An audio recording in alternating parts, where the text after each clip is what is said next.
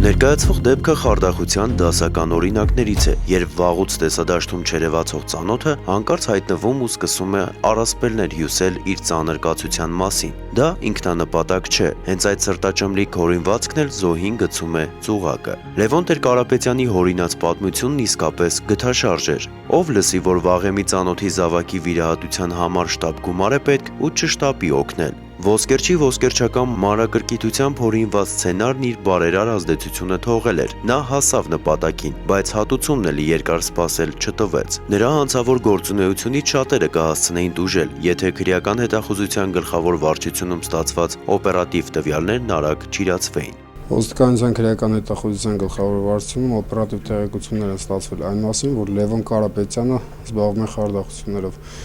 Օպերատիվ տվյալներն իրացնելիս Սույն թվականի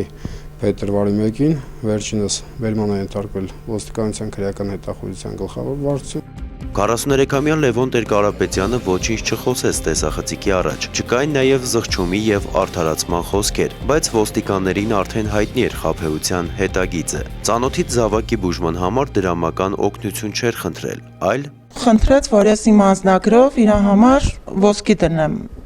լոմբարդում։ Ես էլ մարդկային տեսակետը հաշվի առնելով, իրան ճանաչելով, անձնագիրս վերցրեցի, ասացի կգամ կդնեմ։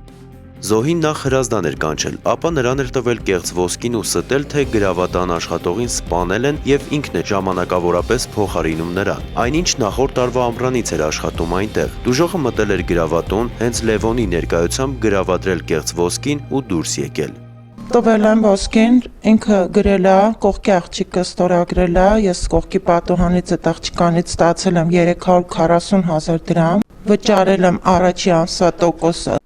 Դուրս ենք եկել, ինքը զանգել է, ասել է փողոց անցեք, այդ բուտկաների հետևը սպասեք ինձ։ Եկել է, ես գումարը թղթով լոմբարդի տվել եմ իրան։ Նույն սցենարով հասցրել է դուժողի բարեկամուհուն էլ ծուղակը գցել։ Զանգել եմ իմ բարեկամին, իրան խնդրել եմ, որ գնա իր անձնագրով դնի։ Հետո նոր անցել եմ մի 4-5 օր, նոր ինձ զանգել են, ասել են, որ ինքը